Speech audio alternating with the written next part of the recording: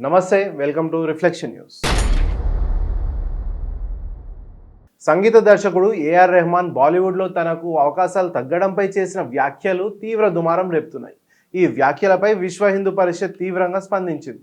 రెహమాన్ తిరిగి హిందూ మతంలోకి మారితే మంచిదని విహెచ్పి జాతీయ అధికారి ప్రతినిధి వినోద్ బన్సాల్ వ్యాఖ్యానించారు. ఇటీవల బీబీసీ ఏషియన్ నెట్వర్క్ ఇచ్చిన ఒక ఇంటర్వ్యూలో రెహమాన్ మాట్లాడుతూ గత 8 ఏళ్లుగా హిందీ చిత్ర పరిశ్రమల్లో తనకు అవకాశాలు తగ్గాయని, దీనికి ఇండస్ట్రీలో మారిన పవర్ షిఫ్ట్ ఒక కారణమైతే మతతత్వం కూడా మరో కారణం కావచ్చని అభిప్రాయపడ్డారు. ఈ విషయం తనకు నేరుగా ఎవరు చెప్పకపోయినా పుకార్ల రూపంలో తెలిసిందని పేర్కొన్నారు.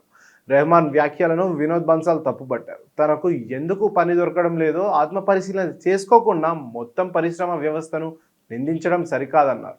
ఒకప్పుడు హిందువుగానే ఉన్న రెహమాన్ ఇలాంటి వ్యాఖ్యలతో ఏం నిరూపించాలనుకుంటున్నారు అని ఆయన ప్రశ్నించారు. మరోవైపు రెహమాన్ వ్యాఖ్యలతో సినీ పరిశ్రమలోని కొందరు విభేదించారు. ప్రముఖ రచయిత జావేద్ అఖ్తర్ స్పందిస్తూ హిందీ పరిశ్రమలో మతపరమైన వివక్ష లేదని, దిలీప్ కుమార్, యూసఫ్ ఖాన్, షారుఖ్ ఖాన్ వంటి ఎందరో కళాకారులు అగ్రస్థానంలో ఉన్నారని గుర్తు చేశారు.